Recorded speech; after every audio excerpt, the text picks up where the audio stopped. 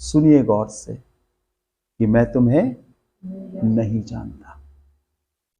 वो कहेंगे प्रभु तेरे नाम से हमने दुष्ट आत्माओं को निकाला, भविष्यवाणियां करी, बड़े बड़े आश्चर्य कर्म किए। तो वो कहेगा मैं तुम्हें नहीं जानता। इन्हें अंधेरे में डाल दो जहां रोना और दांतों का पीसना है। ठीक है ना? ये बात हमेशा याद रखो अपने जीवन में। प्रभु के लोगों, न्याय करना हमारा काम नहीं है। अगर आपके पास कोई भी आए तो कभी उसका न्याय मत करो, उसके लिए प्रार्थना करो। कितना बड़ा दुश्मन आ जाए, आपको मालूम है यीशु जब क्रूस पर थे तो वही लोग जिसको उसने रोटी खिलाई, चंगा किया, आश्चर्य कर्म किए, वही सिर हिला हिलाकर यीशु की बेइज्जती कर रहे थे और कह रहे थे तूने बहुतों को बचाया, अपने आप को बचा तो जाए। यीशु मसीह ने क्या कहा? हे पिता इन्हें क्षमा कर, क्योंकि ये नहीं जानते। हमारा आधार ही क्षमा है। ये उम्र बहुत लंबी नहीं है, अब तो बहुत कम हो गई है। जब उम्र का आकलन किया गया तो सबसे ज्यादा उम्र चाइना के लोगों की निकली 90 ईयर्स, और इंडिया के लोगों की जो मैक्सिमम एज निकली मालूम कितनी निकली? 60 साल। 60 ईयर, बस 60 साल। और अगर कोई 60 साल जी ले तो सोच लो पूरा जी लिया। लेकिन अगर आप प्रभु में हो, जो उम्र प्रभु ने आपको दी है, आप अपनी उम्र पूरी करोगे। हालेलुया। मैं अक्सर बोलता हमारी मृत्यु बीमारी में नहीं, एक्सीडेंट में नहीं, किसी श्राप में नहीं, और ना कोई श्रापित बीमारी हमारे जीवन में होगी। श्रापित बीमारी जानते क्या होता है? कैंसर, HIV और कोढ़। ये श्रापित बीमारी है जो ला इलाज है, जो ठीक नहीं होती। प्रभु के लोग इसमें नहीं सफर करते, वो इससे आगे निकल जाते हैं। Praise the Lord. ये परमेश्वर की ओर से। सो अभी आपको मालूम हो गया ना इस्राएल कौन है, यहूदी कौन है। जैसे ही उस मस्जिद में ये घुसेंगे, यहूदी, यीशु मसीह आ जाएगा। जब लूत और उसका परिवार सदोम अमोरा से निकला तो क्या आ गया? आग और क्या आ गया? आग और गंधक। जब नूह और उसका परिवार जहाज में आ गया तब क्या आ गया? जब इस्राएली प्रवेश कर जाएंगे उस मस्जिद में और थर्ड टेम्पल बनाएंगे, शुरू करेंगे, वैसे ही यीशु आ जाए। दुनिया का अंत नहीं होगा, याद रखिए। यीशु का आना अलग है और दुनिया का अंत अलग है। आप इससे कंपेयर मत कीजिए। बाइबल में बिल्कुल स्पष्ट लिखा है, लूका सुसमाचार 24, 25, 26 अध्याय पढ़े, वहां बिल्कुल स्पष्ट लिखा है कि मसीह जब आएगा तो उसके क्या चिन्ह होंगे, और जब दुनिया का अंत होगा तो उसके क्या चिन्ह होंगे। ठीक है ना? बहुत समझदारी से वचन को पढ़े और फिर यीशु हमारे लिए आ जाए। Praise the Lord. Hallelujah, hallelujah. Bible में लिखे जी जी, वो उस समय आएंगे जब यीशु के आने से पहले, तब वहां पर इस्राएल में वो 2 नबी आएंगे। ठीक है, जिसमें आपने पढ़ा होगा नाम एलिया और, ठीक है, आगमन से पहले रैप्चर है। तो रैप्चर से पहले जब इस्राएल को सुनाने के लिए तो 2 नबी आएंगे। जी, 2 नबी आएंगे, लेकिन इस्राएल उनकी भी नहीं मानेगा क्योंकि उनकी आंखें बंद की गई हैं। जब यीशु मसीह सेकंड टाइम आएंगे तब उनके लिए फर्स्ट टाइम आएंगे, और उस समय बहुत थोड़े लोग बचाए जाएंगे। ठीक है ना?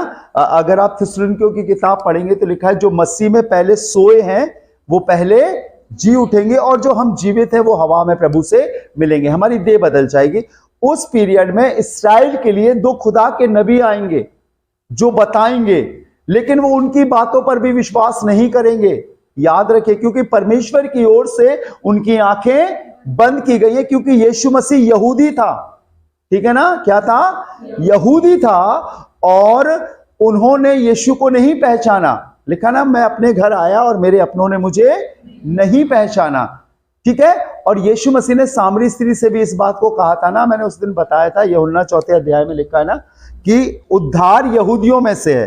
पढ़ा ना आपने यूहन्ना 4 अध्याय में, जब वो सामरी स्त्री से यीशु की बातें हो रही थी, तो बातें होते होते होते कहने लगे कि जा तू अपने पति को बुला कर ला। तो वो कहने लगी मेरे पास कोई पति नहीं है। तब यीशु ने कहा तू 5 पति कर चुकी है और जो 6वां है वो भी तेरा नहीं है। तब वो कहने लगी लगता कि तू कोई भविष्यवक्ता है, कोई नबी है। सुनते जाइएगा, कोई नबी है। तब उसने कहा, यीशु मसीह ने उससे, जो मैं बात आपको पढ़ाना चाहता हूं वो आप निकालो इसमें से, यूहन्ना 4 अध्याय, जॉन चैप्टर 4, हाँ पढ़िएगा 22 पद। तुम जिसे नहीं जानते उसकी आराधना करते हो। 20 पद से पढ़िए, 20 से सब लोग समझ जाएंगे। हमारे बाप दादों ने इसी पहाड़ पर आराधना की और तुम स्त्री कह रही है कि हमें लगता तू कोई भविष्यवक्ता है, और वो उससे कह रही कि हमारे बाप दादों ने इसी पहाड़ पर क्या किया, भजन किया, और तुम कहते हो कि वो जगह जहां भजन करना चाहिए यरूशलेम में। ये किस जगह की बात हो रही है? बाप दादों ने कहां पे भजन किया था? हेलो, उस पहाड़ पर जहां पर, सीने नाम पहाड़ पर जहां पर मूसा को 10 आज्ञाएं मिली थी, वो उसे मानते थे, ठीक है ना। और आगे क्या लिखा है, पढ़िएगा। यीशु ने उनसे कहा, हे नारी, हाँ, मेरी बात का विश्वास कर, हाँ, वह समय आता है, वो समय आता है कि तुम ना तो इस पहाड़ पर पिता की आराधना करोगे और ना यरूशलेम में, ना पहाड़ पर करोगे और ना यरूशलेम में। यरूशलेम जानते हो क्या है? इस्राएल की राजधानी यरूशलेम है, समझ गए ना। इंडिया की राजधानी दिल्ली है ना, मालूम है ना। तो इस्राएल की राजधानी यरूशलेम है, वहीं पर ये यरूशलेम भवन बनाया गया था, ठीक है ना। करोगे तुम जिसे नहीं जानते, हाँ पढ़िए आगे। तुम जिसे नहीं जानते उसकी आराधना करते हो, और हम जिसे जानते हैं उसकी आराधना करते हैं। हाँ, क्योंकि उद्धार किस में से है? यहूदियों में से। यीशु मसीह कौन था?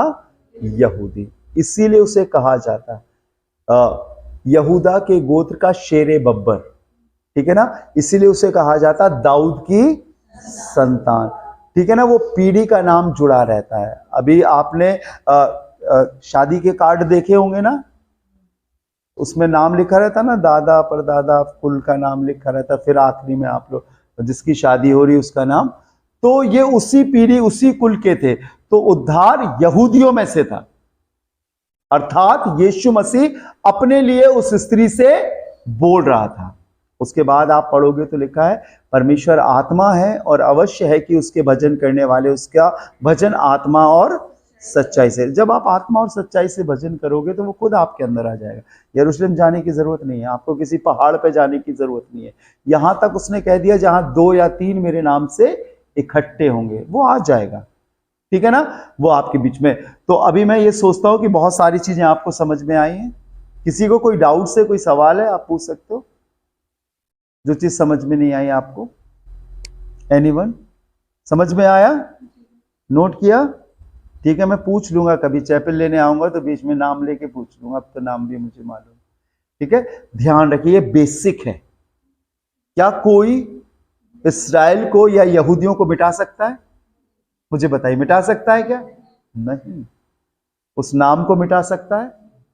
चारों तरफ से हमास ने, मुस्लिम्स ने, इस्माइलियों ने, देखिए उसमें लिखा है किस किस ने घेर रखा है। उसमें मिलेगा आपको भजन संहिता 83, साम चैप्टर 83 निकालिए, देखिए उसमें नाम लिखा होगा। 83 अध्याय 83 चैप्टर, पढ़िएगा, पहले पद से पढ़िए बेटा। हे परमेश्वर मौन ना रहा, हे परमेश्वर चुप ना रहा, और शांत ना रहा। ये आसाफ का भजन है और ये दाऊद की टीम का एक वर्शिपर है। मतलब जैसे यहाँ पे वर्शिप करते ना, तो मैं एक उदाहरण के लिए दे दे रहा हूं, मैं हूं, जयवंत भैया है, विकी है, हमारी बहन है, बच्चे हैं जो सामने खड़े होते हैं, ये एक वर्शिप टीम है। तो आसाफ भी दाऊद की टीम का एक वर्शिपर था, आराधक था, ठीक है ना। अब वो आत्मा से भरकर इन बातों को बोल रहा है। क्या बोल रहा है? हे परमेश्वर मौन ना रहे, परमेश्वर चुप ना रहे और ना शांत रहे, क्योंकि तेरे शत्रु हंगामा मचा रहे हैं और तेरे बैरियों ने शील उठाया है। वे चतुराई से तेरी प्रजा की हानि की सम्मति करते और तेरे रक्षित लोगों के विरुद्ध युक्तियां निकालते। समझ रहे हैं ना आप? ये जो कोविड के समय जब सारी दुनिया अपने प्राणों को बचा रही थी, तब ये प्लानिंग कर रहे थे। आप ध्यान से न्यूज सुनिए, लंबी लंबी गुफाएं बना दी गई, किडनैप करके उसमें